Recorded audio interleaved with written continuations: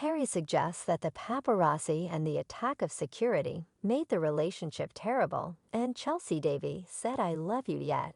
I can't manage all of this. And he says that he accepts maybe they would in any case be together in the event that he didn't have a so jumpy outlook on his protection being disregarded. While the two were together so evidently, now Harry's guaranteeing that the sovereign made him part ways with Chelsea.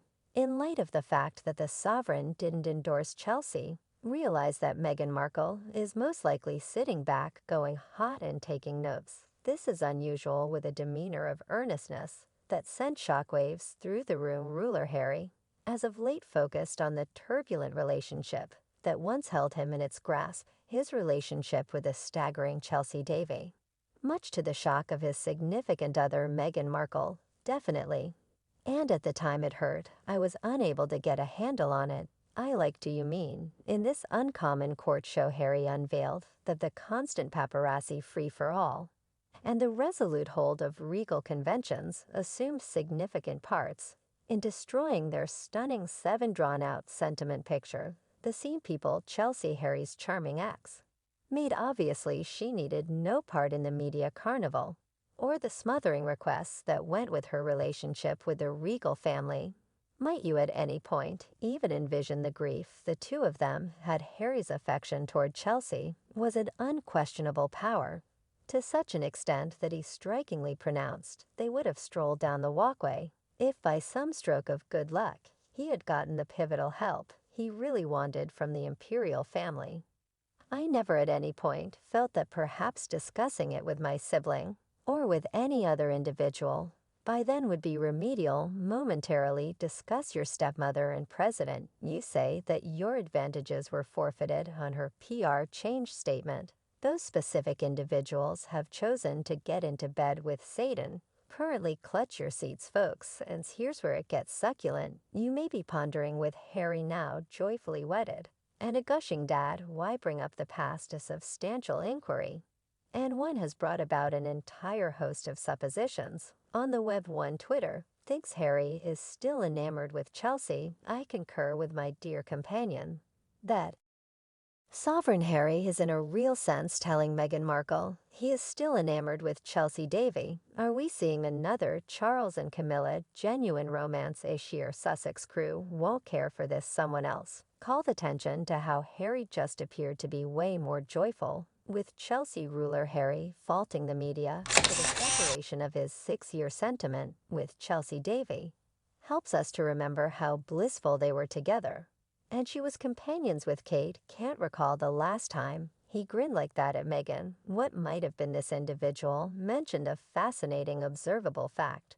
When a man is really cheerfully hitched, he doesn't figure out how to continuously bring his exes up. In addition to the fact that it is rude to your real spouse, it is tell-selling for an alleged man to have Mary for adoration. Harry gives serious, he settled energy. In the meantime, Chelsea, this individual revealed that Harry isn't completely honest in that frame of mind to Neil. Seen Chelsea Davy essentially didn't have any desire to wed Harry. She involved the reason of not believing that a regal life as a way should let somebody down tenderly. Nothing to do about squeeze interruption. Harry's variant false everything on the press, when as a matter of fact Chelsea basically made up her own. Yet how could Harry do that? For what reason did he raise Chelsea? Well, to respond to that question, we should begin with what Harry is truly referring to here. In a court setting that held the public's consideration hostage, ruler Harry laid fault on supposed unlawful interruption by writers into his confidential life for a definitive death of his relationship with Chelsea Davy. In a convincing observer articulation, ruler Harry guaranteed that Chelsea pursued the deplorable choice that an imperial life was not for her. Following a progression of tireless demonstrations of badgering, these captivating disclosures arose during a high-profile body of evidence in the High Court against Reflect Bunch papers, including a few conspicuous figures. As offended parties, men steadfastly denied all charges of phone message capture, evened out against them, and contended that a portion of the cases surpassed the lawful time limit. The court fight escalated as the rival sides conflicted with their words, led us excursion back to the period of Sovereign Harry and Chelsea Davies, hit or miss sentiment, which traversed from 2004 to 2010. Ruler Harry's legitimate group gave a synopsis of his observer proclamation, revealing insight into the huge difficulties that tormented their relationship. They charge that unlawful exercises create critical commotion, driving Chelsea to presume that an illustrious life was not the most ideal way for her. The court display shipped us to the pivotal second, when columnists boldly reserved an inn on the quiet Bazaruto Island, simply off the bank of Mozambique. It was there that looked Harry for comfort, longing for snapshots of harmony and serenity. Away from inquisitive eyes, Sovereign Harry's attorneys exhibited dooming cell phone information, uncovering a troubling truth Chelsea Davy was focused on for voice message interference, somewhere in the range of 2007 and 2009. Harry's lawful group's position is that the effect of these stunning exercises on Sovereign Harry couldn't possibly be more significant, making tremendous individual misery and giving Ascent certified security worries for both himself and those in his internal circle.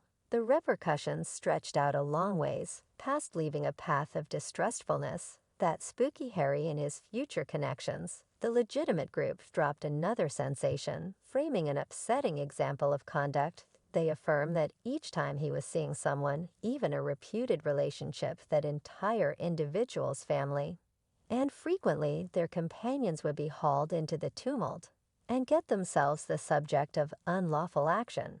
With respect to main ruler Harry's lawful group, claimed that his cell phone number had been furtively recorded by, as a matter of fact, the scandalous productive programmer and head of information at the Sunday Mirror, Scratch Buckley. Adding to the interest, the ruler is supposed to state that he had unconsciously succumbed to voice message capture comparable to almost 30 people who held a profound association with him. Thinking back, it's a stunning acknowledgement of the protection infringement he got through the impending legal dispute. Vows to be a memorable second, as Sovereign Harry himself will stand up as an observer, denoting whenever a senior regal first has showed up in court in current times, while Maine, the distributor behind the Sunday Mirror, has not admitted to any of the charges. It did communicate an open expression of remorse for a different occurrence of unlawful data gathering.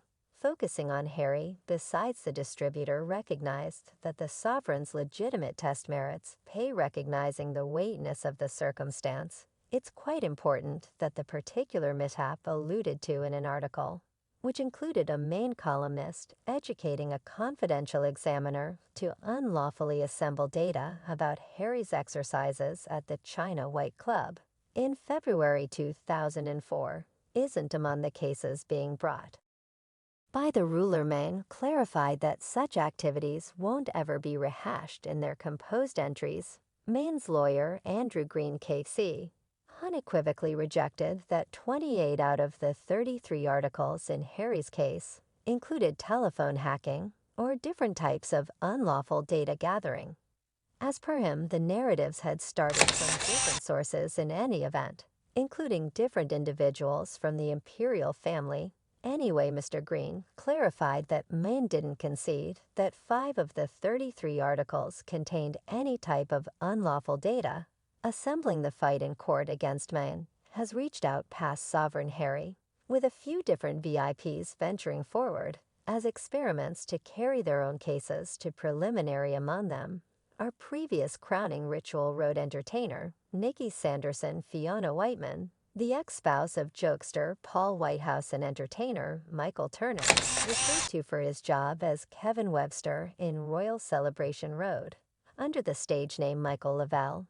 Every one of the three are expected to introduce their proof during the preliminary, as most would consider to be normal to traverse 6 to 7 weeks. In a chilling disclosure, the court heard the troubling effect of Mann's articles on Nikki Sanderson.